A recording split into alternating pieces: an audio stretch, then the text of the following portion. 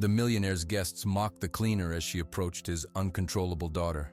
But seconds later, when the child suddenly clung to her and stopped crying, smiles vanished, jaws dropped, and the room was left in stunned silence. Subscribe to the channel, leave your like, and comment where in the world you're watching from. Because now I'm going to tell you everything. The ballroom was too loud, the lights were too bright. A small girl in a pink dress sat on the bottom step of a giant staircase, and her crying was the only sound David Harrington could hear. "I want mommy," Chloe sobbed, her face red and wet. A woman in a sparkling silver dress knelt next to her. "Oh, sweetheart, how about some ice cream? We have all the flavors." "No," a man with a big laugh tried next. "I have a phone full of funny cartoons. You want to see?" "Go away," Chloe wailed, curling into a ball. David stood across the room, a glass of water in his hand. He wore a perfect blue suit. He felt his smile crack. This party was for his company. Everyone was here to see his beautiful home, his success, and his daughter was screaming. He walked over, his shoes clicking on the marble floor. He knelt. "Chloe, baby, please, what do you want? Tell Daddy. A new toy, a pony, anything." She just cried harder, a helpless, a heartbroken sound. "Mommy!" That word was a knife. It had been 1 year. David felt everyone looking at him. The powerful David Harrington, who could make a deal worth millions, could not calm his own little girl. He felt hot and cold at the same time. "Let me try," said another guest. "My children love this game." But Chloe was lost in her sadness. The crowd of rich, important people stood in a circle, useless. They offered gifts and promises. They offered nothing she needed. Then, the side door opened. Maria walked in. She wore her light blue cleaning uniform. Her yellow rubber gloves were still on her hands. She had come to collect empty glasses. Some people saw her and looked away. A few smiled small, mean smiles. A cleaner was not a guest. Maria stopped. She looked past all the expensive dresses and suits. She saw only the little girl on the stairs. She did not look at David. She did not ask for permission. She walked straight through the middle of the crowd. The talking stopped. Everyone watched the cleaner in the silent room. Maria knelt in front of Chloe, but she did not touch her. She did not speak. Slowly, she pulled off one of her bright yellow gloves. She held the open end to her lips and blew air into it. Her cheeks filled with air. The glove grew into a long, wobbly tube. She tied the end into a tight knot. It was now a soft, squeaky balloon. She held it out.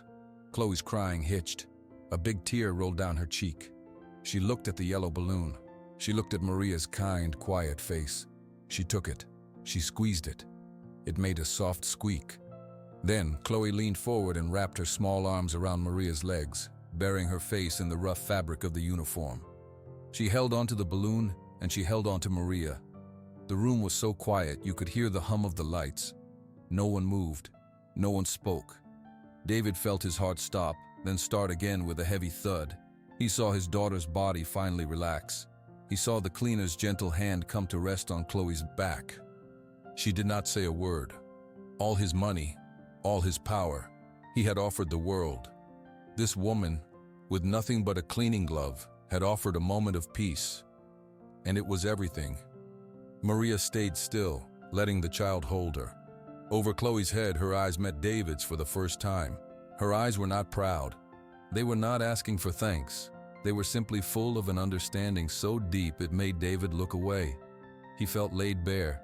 He, in his perfect suit, had been seen through completely. The party was over for him. The only thing that mattered was in this hallway, clinging to a woman he had paid to clean his floors. He did not know her name, but he knew he needed to learn it.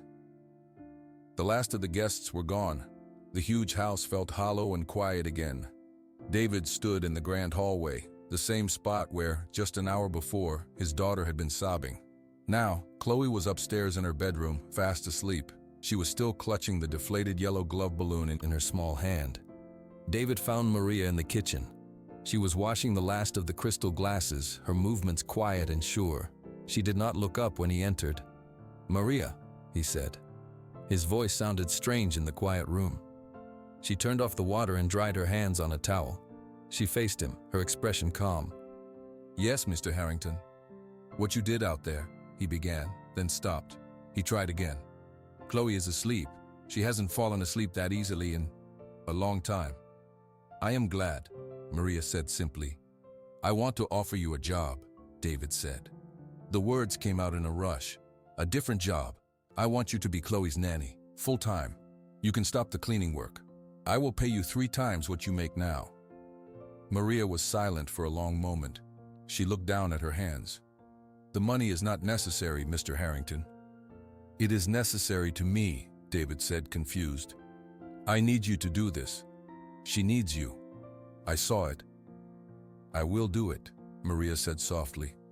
She looked up and her eyes were serious. But not for the money. I had a son. His name was Matteo. David felt the air leave the room.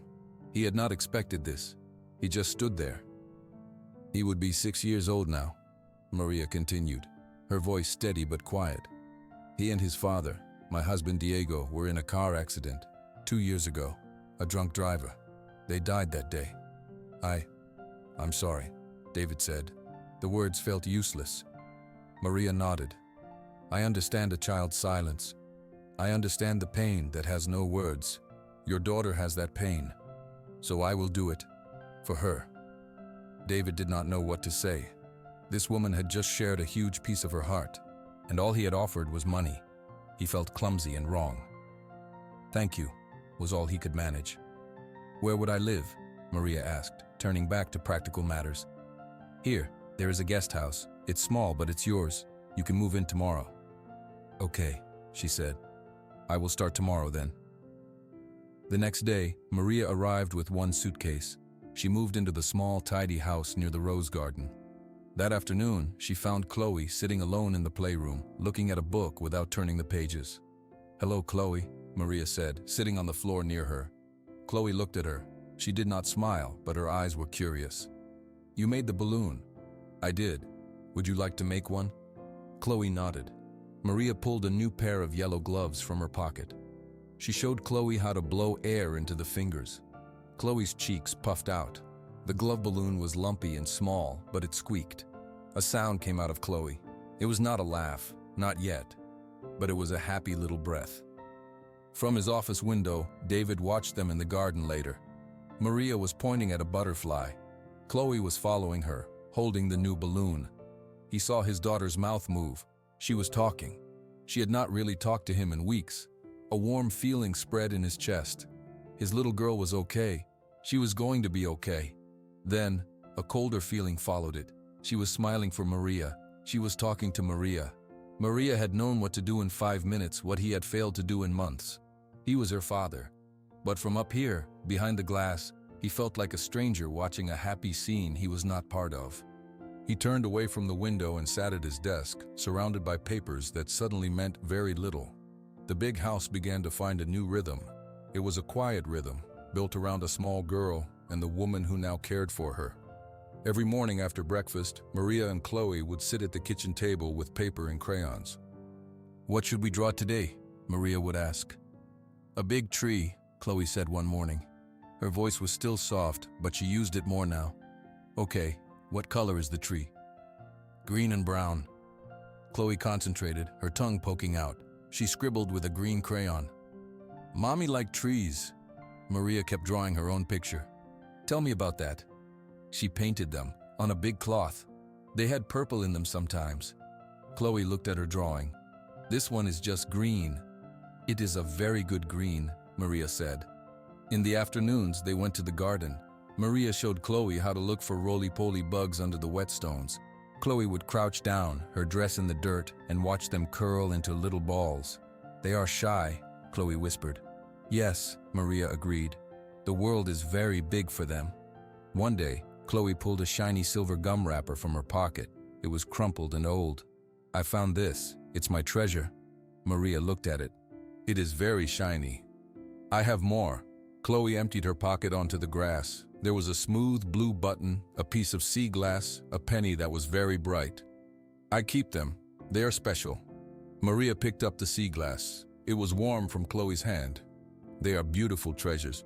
You have good eyes to find them. David's rhythm was different. His was the sound of his car leaving early and returning late, the sound of his office door closing. He joined them for dinner at 7 o'clock, but his mind was somewhere else.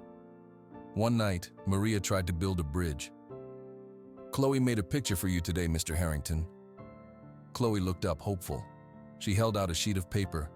It was a drawing of a tall, stick-figure man next to a small, yellow blob. David looked up from his phone. He took the paper. "Oh, thank you, Chloe." He glanced at it. "What is it?" "It's you," Chloe said, pointing.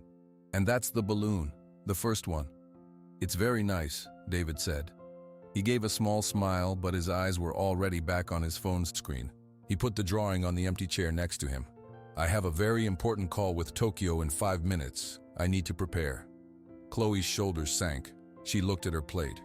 "Finish your peas, asterisk mi vida asterisk," Maria said softly, using the Spanish words without thinking. After dinner, David stood up. "Good night, Chloe." "Good night, Daddy." He walked to the doorway, then paused as if remembering something. He came back, picked up the drawing from the chair, and took it with him. Chloe watched him go, a tiny light coming back into her eyes. But he did not go upstairs. Maria, clearing the plates, saw the light go on in his office downstairs. The door shut. The drawing, she knew, would be left on his desk, under a stack of papers, forgotten. Later, as she tucked Chloe into bed, the little girl asked, "Does Daddy like my picture?" "He took it with him," Maria said, smoothing her hair. "He will look at it when his call is done." "Okay," Chloe said, believing her. She rolled over, clutching a small, worn piece of blue fabric that had been her mother's. Her other treasures were safe in a bowl on her nightstand. Maria turned off the light and walked to the window. She could see the light still on in David's office across the lawn. It burned late into the night, a bright, lonely rectangle in the dark. Inside, a man was fighting for a future he thought was made of numbers, while the present, made of crayon drawings and shiny pennies, slept quietly upstairs.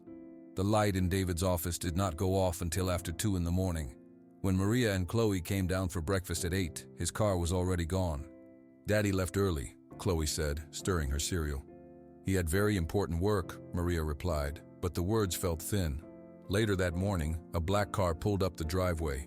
A man in a sharp black suit got out. He walked to the front door like he owned the place. Maria answered the doorbell. "I'm here for David," the man said, not smiling. He was Carl, David's business partner. "Mr. Harrington is at the office," Maria said. "He's not. His car is here. Tell him Carl is here, now." Maria nodded and went to find David. He was, in fact, in the small study off the kitchen, on a video call.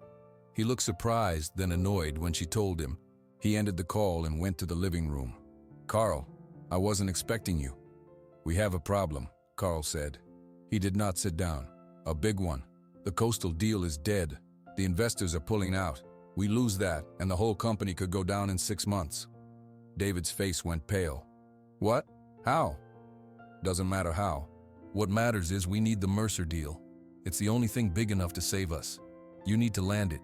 You need to focus on nothing else. No distractions." Through the large window, Carl could see the garden. Maria was walking with Chloe, pointing at flowers. Chloe was laughing. Carl gestured with his chin toward the window. That is a distraction." David turned to look. "That's my daughter. And that woman is your employee. A cleaner you turned into a nanny." Carl's voice was hard. "Listen, David. You want to give your little girl a future, a real future. Then you save her future first. You think she'll thank you for being home to blow up gloves if you're bankrupt? If you lose this house?" David stared out the window. Chloe was now chasing a butterfly, her arms wide. Maria watched her, a soft smile on her face. It was a picture of peace. It felt a million miles away from the crisis Carl was describing. "She's fine," Carl said, as if reading his mind. "She's more than fine. The servant is doing her job. You need to do yours. Be the CEO. Be the provider. That's how you're a father right now." David turned his back to the window. He could not look at the garden anymore. It hurt to look. "What do you need me to do?" "Everything. You need to be in the office 15 hours a day. You need to be on planes to New York and Boston. You need to think, breathe, and eat the Mercer account. Nothing else exists." David nodded slowly. It made a terrible, clear sense. Money was safety. Money was stability. He had built his life on that idea. Love was soft and confusing. Numbers were solid. Okay, good, Carl said. He finally smiled, but it wasn't kind. That's the David I know, the one who gets things done. Say goodbye to the little girl, then get to work. Carl left. David remained in the quiet living room. He could still hear the faint sound of Chloe's laughter from the garden. It sounded like a thing he used to know. He straightened his watch, a nervous habit. He had a call to make. He walked back to his study and closed the door. The laughter was gone, replaced by the silent weight of a company and a daughter's future, resting only on his shoulders. The door to David's study stayed closed. The sound of his car engine became the sound of the house waking up, and then the sound of the house going to sleep. One morning, Chloe came downstairs in her pajamas. The sun was just coming up. Is Daddy here? Maria was making coffee. He had to leave very early for work. Mi vida. He will see you tonight. But that night, David's car did not come up the driveway until after 9 o'clock. Chloe was already in bed, her bedtime story read. Maria was folding laundry in the living room when she heard his key in the lock. He looked tired. His tie was loose. She asked for you at breakfast, Maria said quietly. David just nodded, walking toward his study. It's a critical time, she understands. She is 4 years old, Maria said. She does not understand. David paused, his hand on the doorknob. He didn't turn around. She will understand one day, when she has everything she needs because I worked now. He went inside and shut the door. On Chloe's birthday, a Saturday, a big cake with pink frosting sat on the dining table. Chloe wore a special dress. She had been talking about it for days. Daddy said we'd have cake after dinner, she told Maria, watching the clock. At 6 o'clock, David called Maria's cell phone. Something came up, a conference call with Singapore. You start the dinner without me. I'll be there for cake. They ate dinner. 7 o'clock passed, then 8. The cake sat untouched. Chloe's eyes kept going to the window. Maybe we should cut a small piece now, Maria suggested gently. Chloe shook her head, her lips pressed together. Daddy said. At 8:30, David's text came to Maria's phone. Stuck. Go ahead. Tell her I'm sorry. Maria read the message and put the phone away. She looked at Chloe's hopeful face. He is very stuck at work, Corazon. He said to have your cake and he will celebrate with you tomorrow. Chloe's face fell. She didn't cry. She just looked at the cake. Okay. After the small, quiet party, Maria was tucking her into bed. Chloe held on to her stuffed rabbit. Does Daddy not like birthdays? Maria's heart ached. He loves birthdays. He loves you very much. He is working to help a lot of people. Sometimes it takes too long. Will he come say goodnight? He is not home yet, but I will tell him you asked. Later, Maria heard David come in. She met him in the hallway. Her voice was low. You missed her birthday dinner. She waited for you. David ran a hand over his face. He looked truly sorry, but also annoyed. I know. I said I was sorry. Do you think I wanted to be on that call? The Mercer deal is hanging by a thread. This is for her. She does not need the Mercer deal. She needed her father to eat cake. You don't get to decide what she needs, David snapped, then lowered his voice. You are here to take care of her while I do this. That is the job. He walked past her toward his study. She asked if you would read her a story tomorrow night, Maria said to his back. He didn't turn. I have a dinner with clients. Just, you do it. Maria stood alone in the quiet hallway. She thought of Mateo and all the stories she would never read again. She thought of time slipping away like sand. She went to the guest house and packed a small bag, just in case. Then she sat on the bed for a long time, listening to the silence of the big, empty property and the faint click of David's keyboard from the main house. Maria's small suitcase sat by the door of the guest house. She looked at it, then at the main house. The light was still on in David's office. It was almost 11 at night. She knew she should just go, get in her car and drive. But a stronger feeling pulled her across the dewy grass. She could not leave without trying one more time. For Chloe. She knocked on his office door. There was a grunt from inside. She opened it. David was surrounded by papers. His computer screen glowed with complicated charts. He looked up, irritated. What is it, Maria? I'm busy. Chloe needs you, Maria said. Her voice was calm but firm. I know what she needs, David said, turning back to his screen, and I am working to provide it. No, you are working to provide money. That is not what she needs tonight." David swiveled his chair to face her. His eyes were tired and angry. "You don't think I know my own daughter? She has a roof, food, clothes, the best of everything because of me. She has a bed she cries in because you are not there to say goodnight," Maria said. She took a small step into the room. "She asks for you every day. Your money can wait. Your daughter cannot. She is growing up right now without you. Don't you tell me about my daughter." David stood up, his chair rolling back. "You are here to do a job, to take care of her so I can do my job. That is the deal. You are an employee, Maria, a nanny, not her mother." The words hung in the air, sharp and cold. Maria did not flinch, but inside, she felt something tear. She thought of Matteo. She thought of all the time she would give anything to have back. "I was a mother," she said, her voice very quiet. "I know how fast the time goes. I know the sound of a child's voice when they miss their parent. That is what I hear every day. Not a spoiled girl, a lonely little girl." "You think I'm not lonely?" David shouted, his control snapping. He gestured wildly at the papers. "You think I want to be in here? The entire company is on me. If I fail, she loses everything her mother and I built. What will you do then, huh? Will your glove balloons pay for her life?" "Love pays for more than you think," Maria whispered. "Love doesn't pay the bills," he yelled.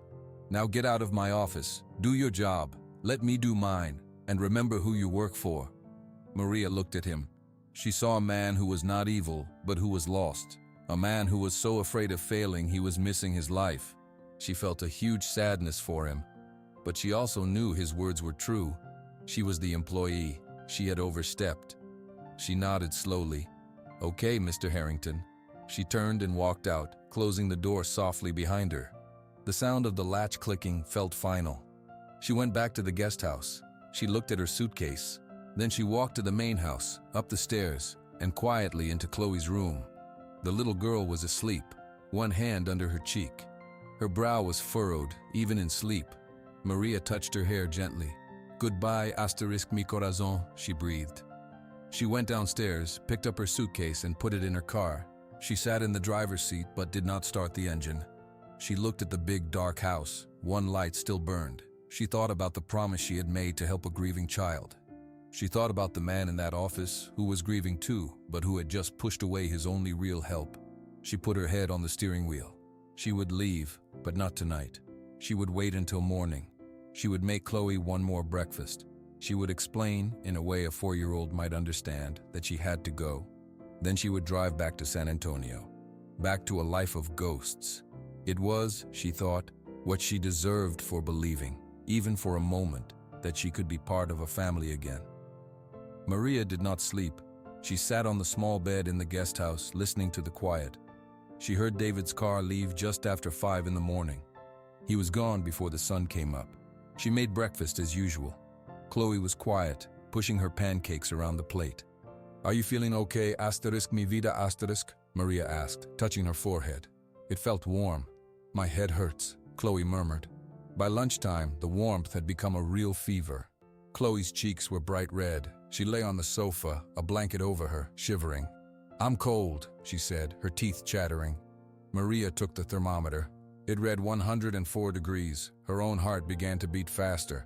This was serious. She called David's cell phone. It rang and rang, then went to voicemail. "Mr. Harrington, it's Maria. Chloe is very sick. Her fever is very high. Please call me back." She gave Chloe medicine and cool cloths for her forehead. 30 minutes later, the fever had not gone down.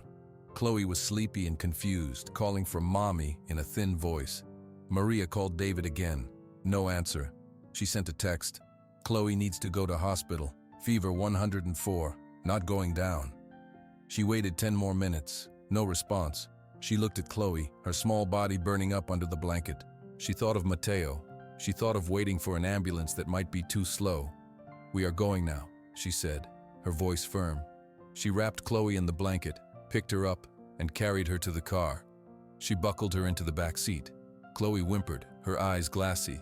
"It's okay, corazón. We are going to the doctor."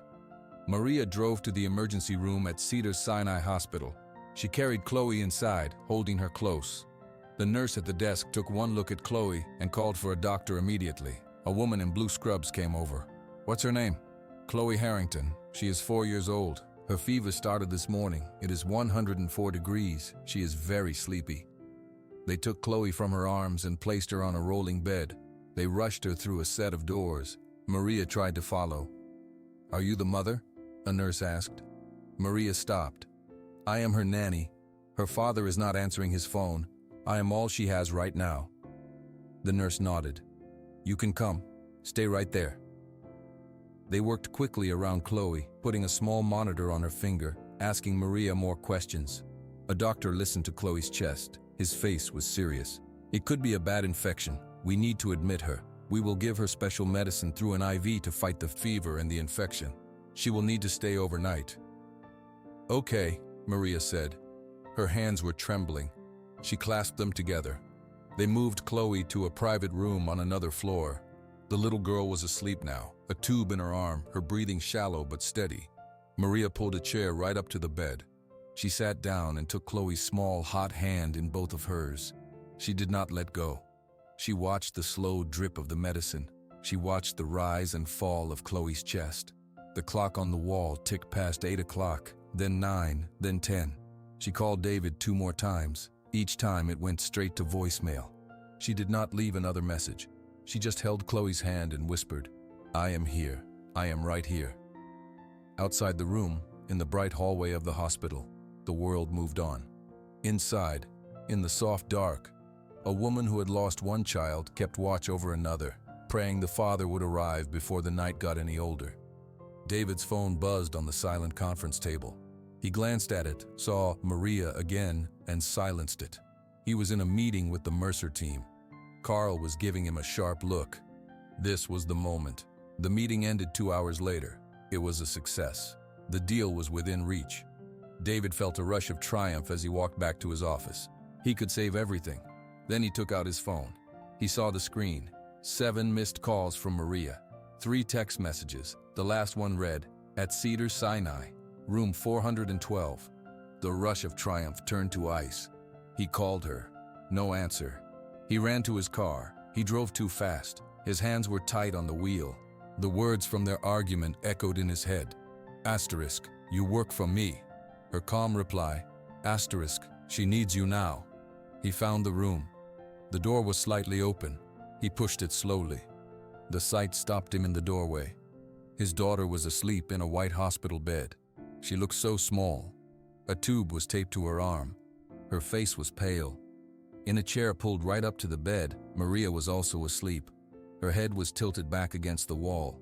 One of her hands was still wrapped around Chloe's small hand. Her face was tired, peaceful. She had stayed. David's breath caught. He felt a physical pain in his chest. Shame washed over him, hot and sickening. She had called. She had texted. He had silenced her. He had been closing a deal while his little girl was being brought here. A nurse walked by and saw him. "Are you Mr. Harrington?" "Yes, my daughter. She's stable. The fever is down. It was a severe infection. Your wife has been with her all night. She never let go of her hand." David did not correct her. He just nodded, unable to speak. He walked into the room. He stood by the bed and looked at Chloe. He touched her hair. It was damp with sweat. She stirred but did not wake. Maria opened her eyes. She saw him. She did not smile. She slowly sat up, gently letting go of Chloe's hand. "She is okay," Maria said, her voice hoarse from no sleep. "The doctor came an hour ago. The medicine is working." I didn't see the calls," David said, but it was a lie and they both knew it. Maria just looked at him. There was no anger in her eyes, only a deep, weary sadness. "She asked for you. When she was scared, I told her you were coming." David looked away. He couldn't bear her gaze. He looked at Chloe, then back at the hallway. The pieces clicked together in his mind with terrible clarity. Carl's voice, "She's a distraction. Save her future first." His own voice, Asterisk, "Love doesn't pay the bills." He had almost paid with his daughter's health. He had nearly missed this. Maria, the distraction, had been the only one here. "I'll be back," he whispered. He walked out into the bright hospital hallway. He leaned against the cool wall. He took out his phone. His hand was steady now. He called Carl. Carl answered on the first ring. "David, I heard the meeting went great. We're back in the game." "The deal is off," David said, his voice quiet but clear. "What? What are you talking about?" "I'm not doing it. Not your way. The Mercer deal, the pressure, the no distractions. It ends now." "You're blowing up everything because your kid has a cold?" Carl yelled. "She is in the hospital," David said, each word sharp. "And you were wrong. You are fired. I will save my company my own way, a way that lets me be here." He ended the call. He turned the phone off completely. He walked back into the quiet room. Maria was watching him. He went to the other side of Chloe's bed. He sat down in the empty chair there. He reached out and took Chloe's other small hand in his. "I'm here now," he said to both of them. He did not let go. Chloe came home from the hospital 2 days later. She was tired, but her smile was back. David carried her from the car to her room. He did not go to the office. That afternoon, he found Maria in the kitchen. She was making tea. "Maria," he said. His voice was quiet. "Can we talk?" She nodded and sat at the table. He sat across from her. "I was wrong," David said. He looked at his hands. "Everything I said to you was wrong. Carl was wrong. I almost lost what matters because I was trying to protect it in the worst way." Maria listened, sipping her tea. "I fired Carl. I am restructuring the company. It will mean less money maybe, but it will mean I am here." He looked up at her. "Please do not leave. Chloe needs you. I need you to teach me." "Teach you what?" Maria asked. "How to be her father. I don't know how. I never learned. I only learned how to work. Please, show me." Maria studied his face. She saw the shame, but she also saw a new kind of fear. The fear of failing again, but with his daughter. She slowly nodded. "Okay." The first lesson was that evening. Chloe was drawing at the coffee table in the living room. David stood nearby, unsure what to do. "Sit with her," Maria said softly. David sat on the floor. It felt strange. Chloe looked at him, surprised. "What are you drawing, Chloe?" he asked. "A horse," she said. "It's a very nice horse." They sat in silence for a minute. David's phone buzzed in his pocket. He ignored it. Maria came over. She placed a pair of new yellow gloves on the table. "Your turn." David looked at them, confused. "To clean?" "To make a balloon." David picked up a glove. He felt clumsy. He put the opening to his lips and blew. The glove expanded unevenly. He tried to tie the end, but his fingers were too big. The air hissed out. Chloe giggled. "You have to pinch it, Daddy." He tried again. This time, Maria showed him how to twist the end tight. The final balloon was lumpy and small. He held it out to Chloe. She took it and squeaked it once. Then she gave him a real smile. "It's a good one." The next lesson was listening. They were in the garden. Chloe was talking about a ladybug she had seen. And it had 7 spots, and it flew to the pink flower. David started to say, "That's great, honey," and pull out his phone. He stopped himself. He put his hands in his pockets. 7 spots? Are you sure it wasn't 8? Chloe's eyes got big. "No, it was 7. I counted 2 times. "Wow," David said, genuinely interested now. 7 is a good number. He saw Maria watching from the kitchen window. She gave a small nod. Bedtime became his job. He was slow reading the words in the storybook. He did not do the voices right, but Chloe would curl against his arm, her head on his shoulder, and listen. One night, she pulled her treasure bowl from the nightstand. "Look, Daddy." She showed him the button, the sea glass, the shiny wrapper. "Maria says they are special because I found them." David picked up the piece of blue sea glass. It was smooth and cool. "This one is very beautiful. It looks like the ocean." "You can hold it," Chloe said, placing it in his palm. He closed his fingers around it. He felt like she had given him a piece of her world, a small, precious thing she had found in the dark. He held it tight. Later, he found Maria in the garden. "Thank you," he said. "You are learning," she said. "It's hard," he admitted. "To be still, to just be." "I know," Maria said. "But you are here. That is the whole lesson. Just be here." David looked up at the house. The light in his office was off. The light in Chloe's room was on, waiting for him to go up and say one more good night. For the first time in a very long time, he knew exactly where he was supposed to be. The smell of pancakes filled the kitchen on Saturday morning. David stood at the stove, carefully flipping one. It was a little too dark on one side. "That one is for me," Chloe announced from the table. "I like the crunchy ones." Maria smiled, setting out the plates. "Your father is becoming a good cook." David brought the plate over. "One crunchy pancake for the lady." He sat down with them. He did not have his phone.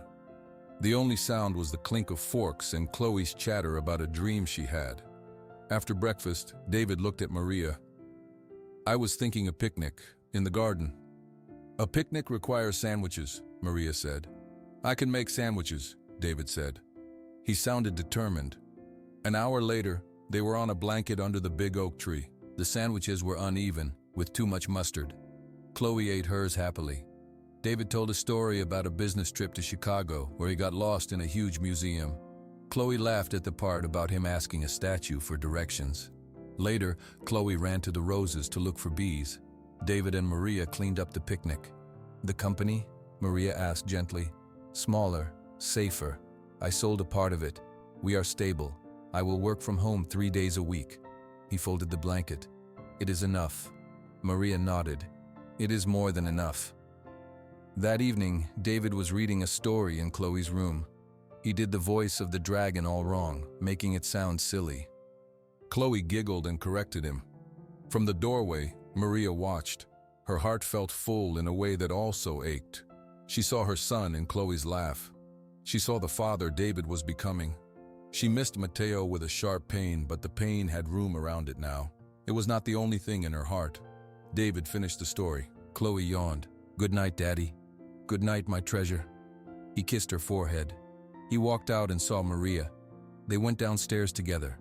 In the living room, David picked up a yellow glove from the side table. He blew into it, twisted the end, and presented a slightly lopsided balloon to Maria. She took it and gave a soft squeak. "You are a fast learner." "I had a good teacher," he said. They sat in the comfortable quiet. The big house did not feel empty anymore. Upstairs, a child slept, safe and loved. In the living room, two adults who had known great loss sat together, not as employer and employee, but as friends, as family. The next day, David hung a new drawing in his office. It was Chloe's picture of the stick figure man and the yellow balloon. He placed it right in the center of the wall, where he could see it from his desk. Maria saw it there when she brought him a cup of coffee. She did not say anything. She just touched his shoulder lightly as she set the mug down. He placed his hand over hers for a second. A quiet, "Thank you." That Sunday, they all drove to the beach in Santa Monica. Chloe held both their hands as they walked near the water. She found a perfect white shell and put it in her pocket, another treasure for her bowl. The sun was warm. The sound of the waves was loud. No one spoke for a long time. They just walked, the three of them, connected by held hands and by a shared understanding of how fragile and how beautiful a second chance could be. They had not started as a family, but step by step, they were becoming one. The big mansion in Beverly Hills was no longer just a house. It was finally a home.